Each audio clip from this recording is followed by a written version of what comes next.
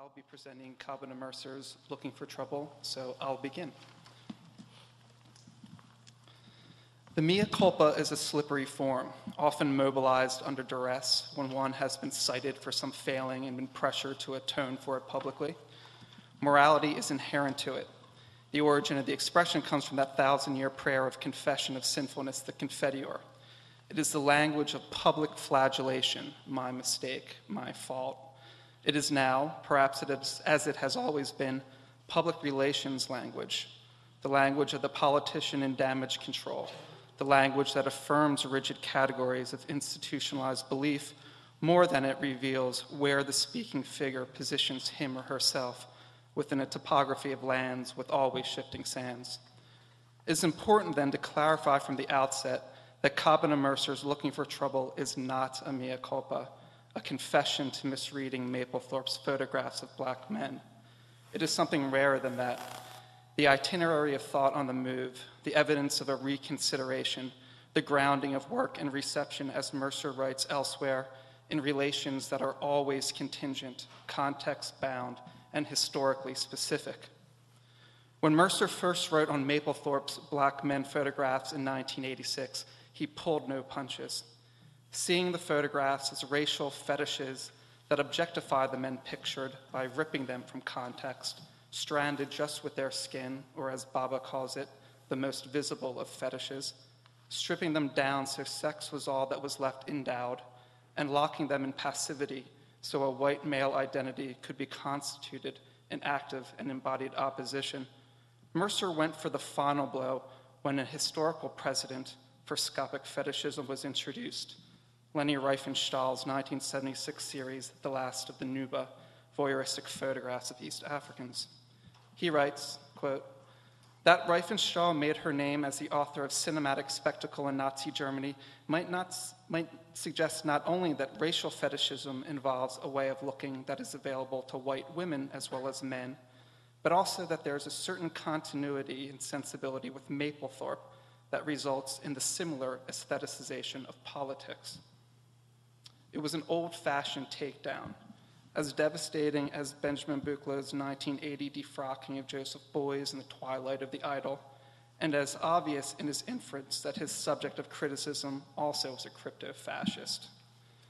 But by 1989, historical events called Mercer to reassess, to consider if a Benjaminian politicization of aesthetics, an antidote to the fascistic tendencies, really was at work in these images. This was the year of the canceled show at the Corcoran, the year Jesse Helms' campaign to ban NEA funding of obscene and indecent materials. It was also the year that Mapplethorpe died from AIDS-related complications, a death of the author that Mercer argues, quote, inevitably makes a difference to the kinds of readings we make, end quote. This revision of Barthes isn't a reversion to origins that guarantee political or aesthetic value. Rather, it's the profession of that authorship as a site of agency between and among authors, texts, and readers needs to be assessed when its enunciation comes from places of subordination and marginality that contest voids and erasures in representation. Mercer admits to not aligning the historical specificity of Mapplethorpe's practice as a contemporary gay artist with the positions of the mutually marginalized black subjects that are embodied in the work. The nude as a genre in the hands of Mapplethorpe becomes the site of disturbance, he writes, where the usual codes of high normative culture are interrupted, or polluted, as he says, by the insertion of bodies usually not pictured and the provision of a homoerotic gaze that dares to look back.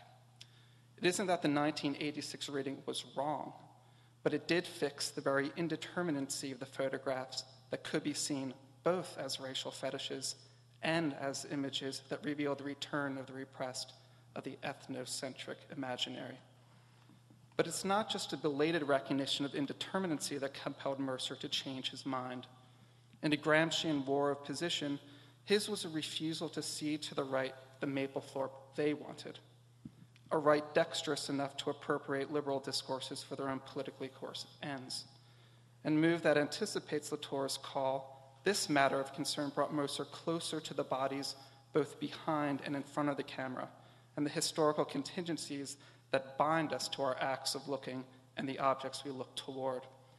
In our current historical moment, when the draw of affect frequently seems to function as a willed escape from history, Mercer's analysis of his own structure of feeling, a term he borrows without citation from Raymond Williams, as a gay subject, a desiring subject, a black subject, bounded by time and place, is a welcome insistence on specificity and the real politics of precariousness. No mea culpa then, but maybe mutatis mutandis, by changing those things which need to be changed, a reminder that we are all actors in the work that still needs to be done.